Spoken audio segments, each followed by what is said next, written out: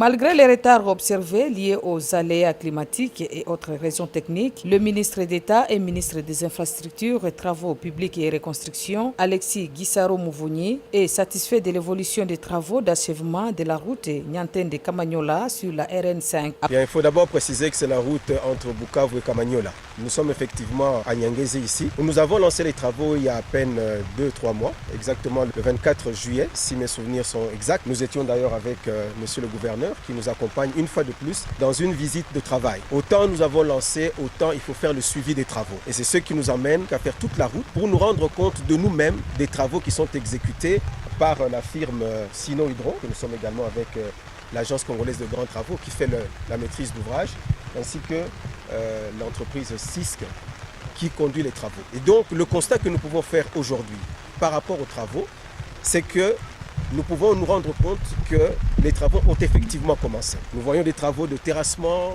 nous voyons des travaux d'élargissement de la route, des travaux de remblai, qui sont des travaux préparatoires. Et il faut bien comprendre qu'il y a un planning de travaux. Lorsqu'on parle de la construction d'une route, on ne voit pas les bitumes du jour au lendemain. C'est comme si vous construisez une maison, vous ne mettez pas le toit dès que vous commencez. Le toit, c'est pour couvrir lorsque vous êtes à la fin des travaux. Tous les travaux d'assainissement doivent être faits au préalable. Parce qu'il faudra bien qu'on voie toutes ces eaux de pluie, nous sommes dans une zone pluvieuse, doivent être drainées pour ne pas que un jour ça puisse abîmer la route.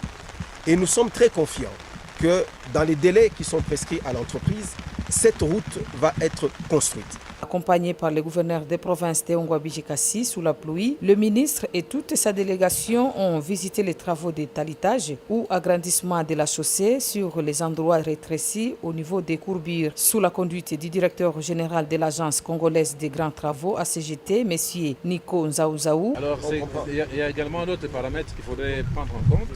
C'est que pendant la saison de pluie, l'activité est très moindre. Donc nous aurons dû commencer un peu plus tôt, mais on ne le regrette pas. Mais nous savons qu'à chaque fois qu'il y a la pluie, on diminue un peu, mais après on lance. Parce que d'après les informations que j'ai eues ici, ils travaillent 2 à 3 jours par semaine. Oui, c'est parce qu'il pleut beaucoup ici. Il pleut beaucoup. Et puis maintenant, s'ajoute encore un autre facteur. Nous sommes, voilà, nous le vivons nous-mêmes. Sous la pluie. Le ministre a félicité l'entreprise chinoise Sino Hydro qui exécute ses travaux sous la mission de contrôle de la CGT. Il faudrait qu'on se souvienne que c'est la première fois. Jamais la route n'a été construite ici. Nous ne sommes pas dans une réhabilitation, nous sommes dans une construction de route. Donc nous sommes en train de tracer la route dans une nature où la route n'existait pas. Et donc, nous voulons faire les choses correctement dans les règles de l'art. Et donc, il faut donner le temps au temps pour que nous puissions avoir une route ici. Et c'est un formidable message d'espoir pour toute cette zone. Parce que nous sommes en connexion aujourd'hui avec les différents programmes du gouvernement. La route nationale numéro 5 que nous sommes en train de construire aujourd'hui accompagne d'autres projets du gouvernement que d'ailleurs nous sommes en train d'aller lancer avec le gouverneur en rapport avec le programme de facilitation du commerce et d'intégration dans la région des Grands Lacs.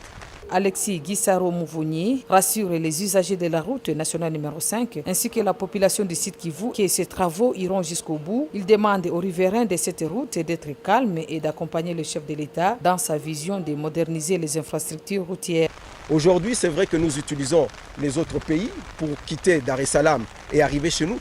Demain, ce sont les autres pays qui vont utiliser notre espace national pour atteindre leur pays. Donc, je suis convaincu, moi, et le gouverneur ne me contredira pas, que la zone d'Ouvira, le port de Kalundu, va desservir non seulement le grand chef-lieu qui est Bukavu, mais également des pays tels que le Burundi, tels que le Rwanda, et même jusqu'à Goma. Cette voie, c'est une voie de l'espoir. Voilà pourquoi nous sommes déterminés à ce que cette route nationale numéro 5, qui est l'épine dorsale de cette partie, soit effectivement construite en temps, en heure et dans la qualité. La pluie a empêché la délégation de se rendre au niveau du stade de Bukavu en construction à Niantende où les travaux de finissage évoluent normalement. En tout cas, Excellence, moi je peux dire que les travaux avancent. Moi personnellement je suis satisfait. Et l'Excellence est ici il y a 2 semaines également, il nous a envoyé des messages. Alors il était question à ce que vous montrez par vidéo les travaux qui se font pour le non stade. Nous-mêmes, nous allons y aller, mais nous allons vous envoyer l'état actuel des travaux stade. Donc les deux chantiers, en tout cas, est en train d'être... Les constructions de la route nationale numéro 5, une route d'intérêt régional et du stade de Niantende sont inscrits dans le cadre du programme sino-congolais financé par la SICOMINE.